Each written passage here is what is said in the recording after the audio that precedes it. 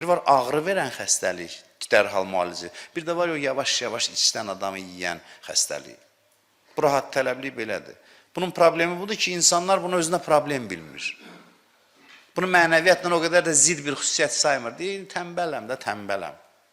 Tənbələmi gərək elə deyəsən, yəni həyazan təbili çalasan ki, mən rahatlıq sevər adamam, bu mənim evimi yıxacaq. Bu ciddi bir problemdir. Baxırsan, zahirən salihdir, amma içində yavaş-yavaş o rahat tələblik kök salıb inkişaf eləyir. Atasından, anasından bir çətin göstəriş gələn kimi, bunun istəyinə zid, rahatlığını pozacaq, hər hansı bir atasından, anasından bir hökm, bir tələb gələn kimi başlayır üsyan eləməyə. Zahirən ədəbli, dindar bir gənc idi. Amma o qədər rahat tələbdir ki, ata-anası da rahatlığını pozanda ona qarşı üsyan eləyir. İlk dəfə bunun günahları bununla başlanır, bundan qaynaqlanır.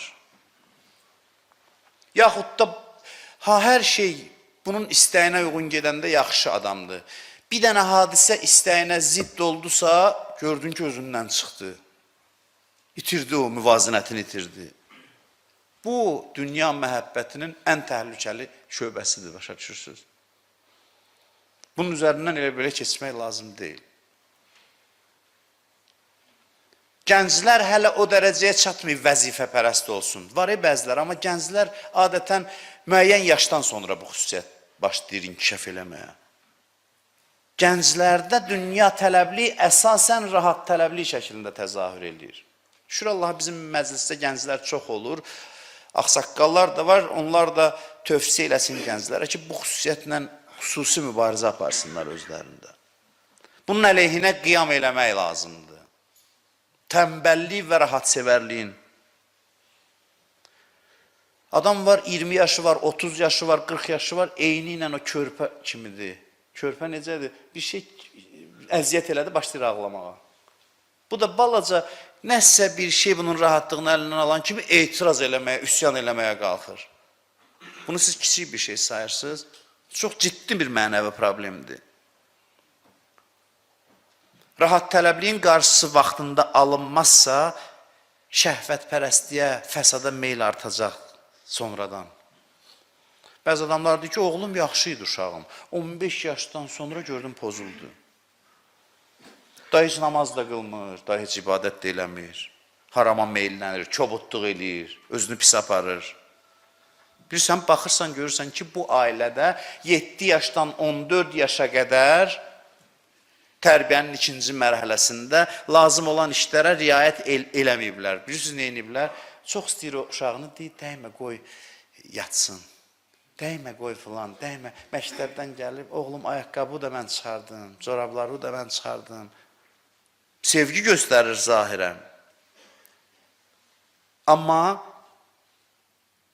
o uşağa ən böyük xəyanət eləyir ki, o qədər zəifləyir ki, sonra cinsi meyl gələndə, başqa başlayır, o istəklər axını gəlir, bu qədər zəifdir ki, heç nə ilə mübarizə aparmağa ata-ana şərait yaratmayıb bunun üçün və zəifləyir və başlayır, sonra onun fəsadlarını ömrünün axırınacan hiss eləməyə, bundan din düşməni də çıxar.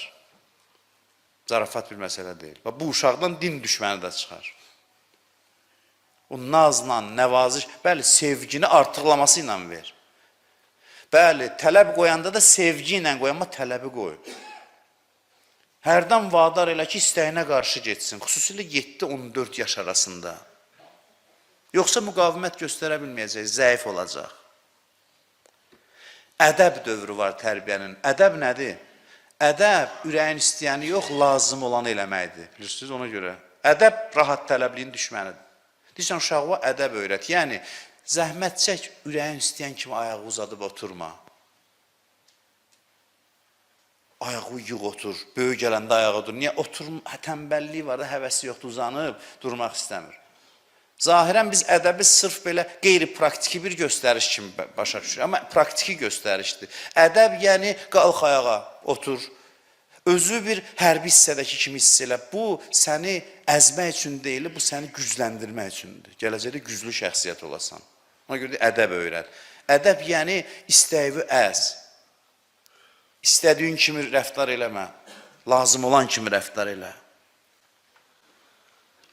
Sonra görürsən, məsələn, 15 yaşında namaz qılmır, valideyn elə bir uşağın imanı yoxdur. Vallahi onun imanı da var, əhl-i beytə məhəbbəti də var, mənəviyyatı da var. Sadəcə sən onu bədbəxt eləmirsən. O qədər tənbəldir ki, tənbəllik gətirib onu axırda imansız eləyəcək. Ki, durub 2 rükət namaz qılmağa ərinir. Gənclərin çoxunun problemi imansızlıq deyil, rahat tələbli idi, tənbəlli idi. Özü ilə mübarizə aparmamaqdır.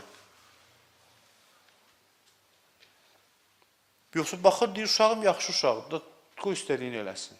Qoy istədiyini eləsinlə bu yaxşı uşaq olacaq pis uşaq, təhlükəli insan.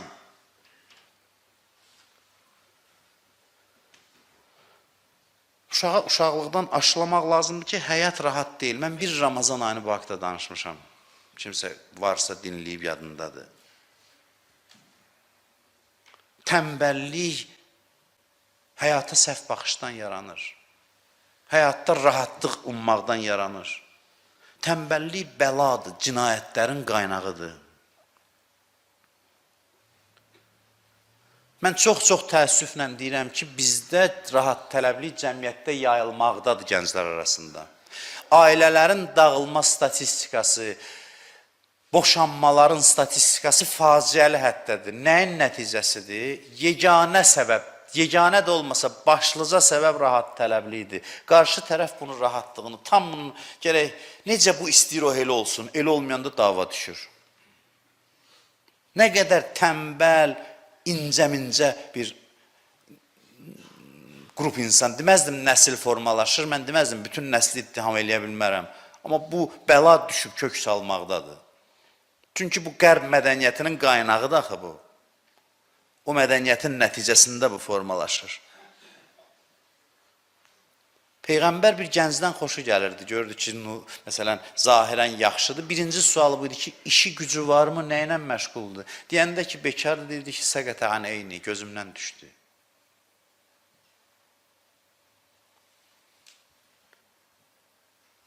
Bekar, tənbəl adam bu dinə yarayan adam deyil. Heç nəticə əldə eləyə bilməyəcək dindən. Görürsən, günah eləmir, fəsad eləmir, amma rahat tələbdir, darıxma. Gün gələcək, ən böyük cinayətlərə imza atacaq. Və bunda zəifliyi saymırıq axı. Fəsadı dərhal həyəcan təbili çalır ki, mən bu günah elədim, amma rahatlıq deyə tənbələm də neyniyim məsələn?